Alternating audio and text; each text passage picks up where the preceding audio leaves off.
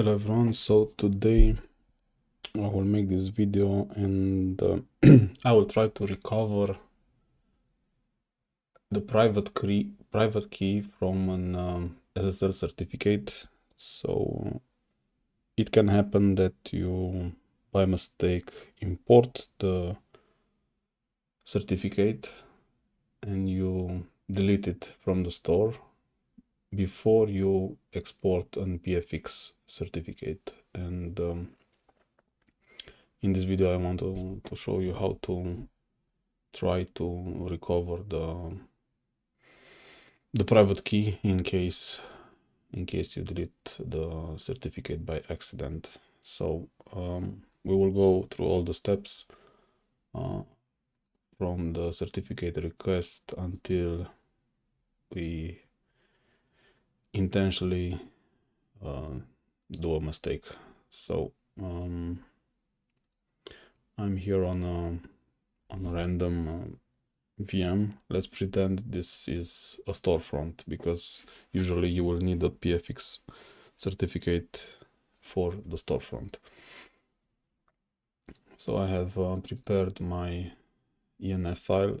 I will request the certificate based on this ENF file. I've set the private key to be exportable. I've set the common name.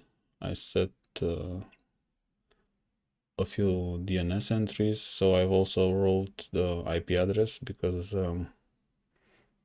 I will try to, after I install the certificate, I will try to type in the browser the IP address, and it should also be secure, because if we type the IP address, then when you type HTTPS and IP address, we should see it as secure because we wrote it here. I also wrote this email as an example. In some cases, in some environments, you will have this configured, of course, with a different email, and this is sometimes used when you log in on storefront via a PKI card. It's not always the case, but in some environments you will see this configured in the certificate. I also wrote a friendly name so that we can see it in the certificate store with a friendly name. Okay, so let's begin. Let's first create the request. So you need to, I've already created the video on how to do this, but I will do this one more time. You always need to be an administrator. You need to navigate to your location. In my case, it's ctemp, not list because you're not in Linux. Okay, and from here we use first we use chert request.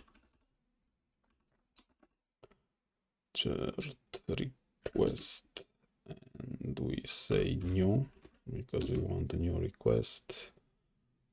We say the NCS ENF file, and one more time MCS, because this will be so by default when you request a certificate with the chert request tool, you will normally use the extension .rec, but you can also use CSR. It will generate the same file content. So I will go this time with CSR. I believe in my other video I went with request. So let's create the request. So we have generated the request. Let's open it with Notepad because I need the content.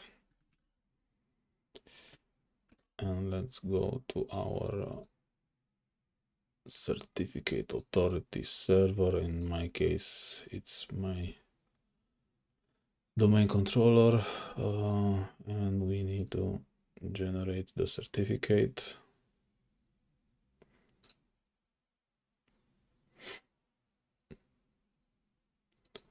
So here it's I've configured my this user to have the right to request certificates. Request a certificate advanced, and we say web server and paste the certificate.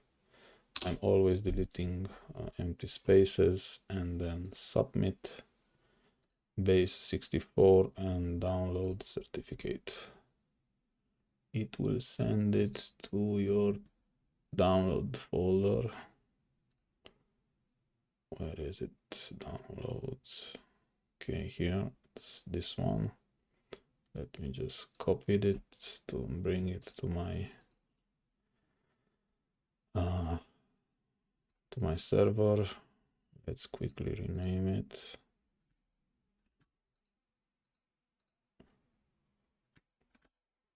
Okay, so until now everything is fine. Let's take a look if everything looks nice. So first let me see the path. So the path is okay, and let's see the subject alternative names. Okay, so I intentionally added that the email, so the email converts into this. So you will see RFC and then your email address. And let's see what have we here. The thumbprint. Okay, everything is okay. Okay, let's import it into the store. First, let me MMC. Now you can go with just simply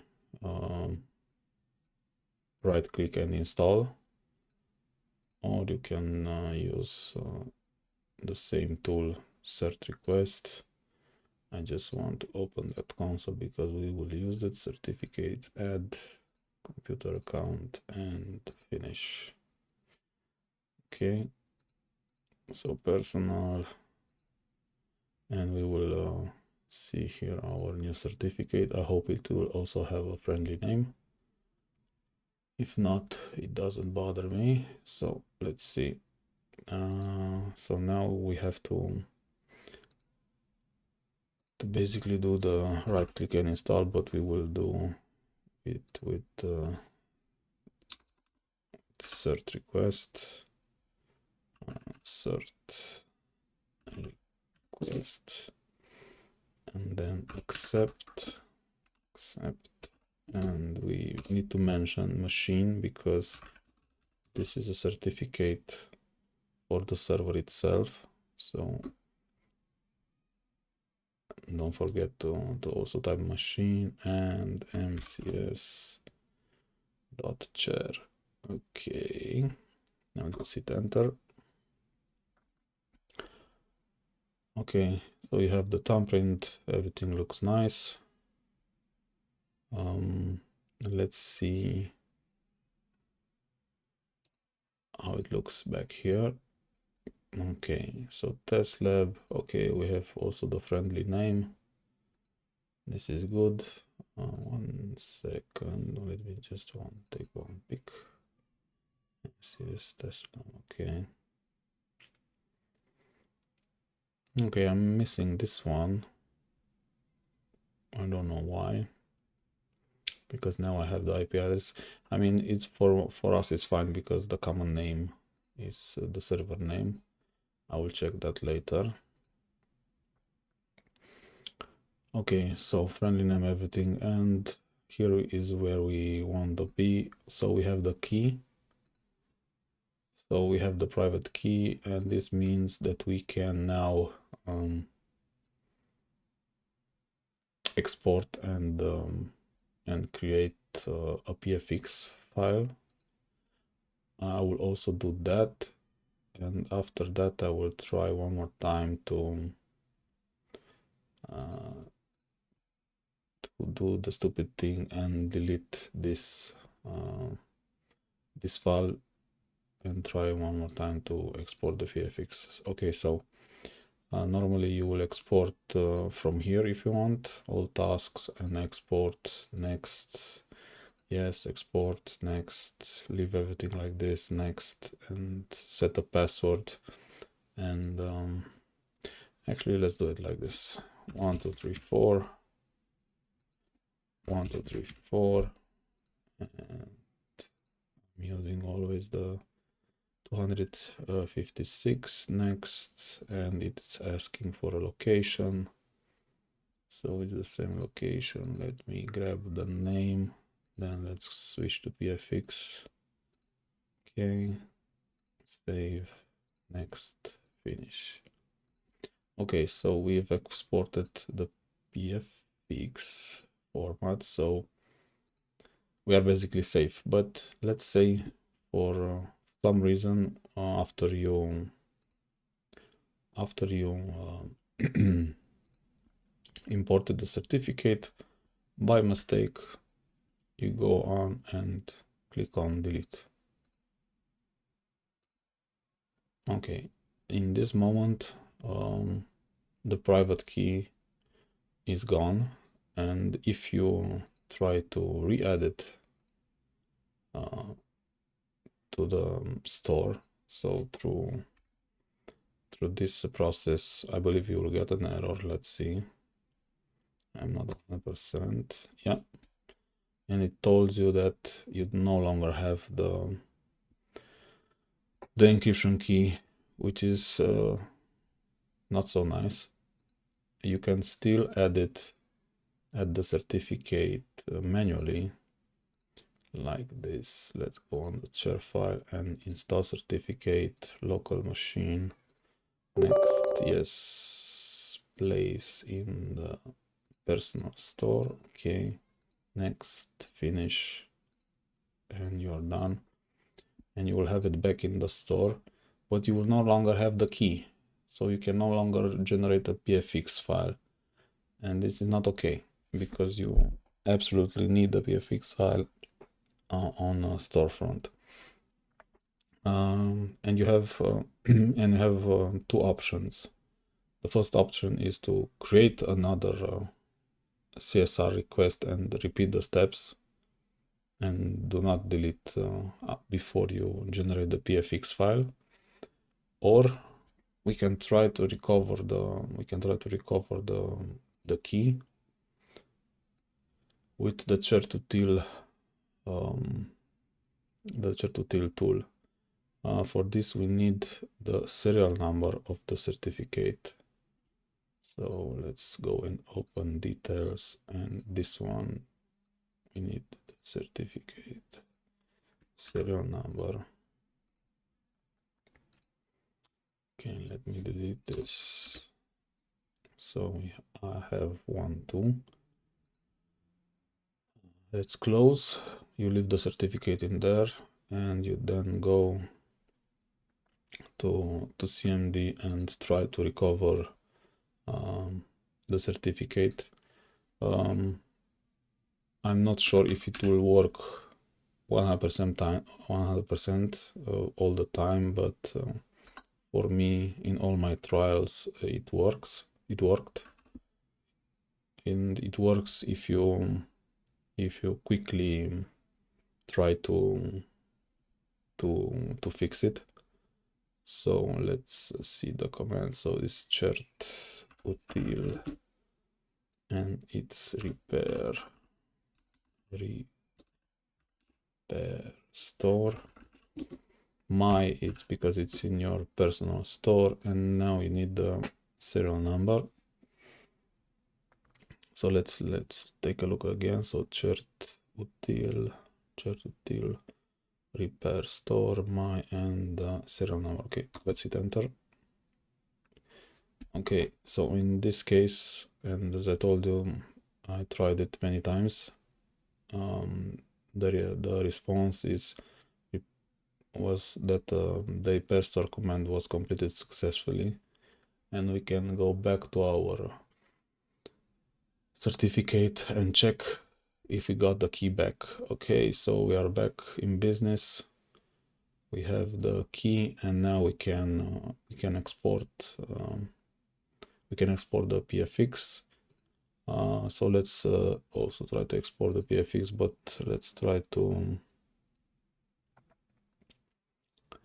export it via Char2Til, because we've done it from MNC one time. Let's see if this also works after we recovered it. Char2Til, then you say export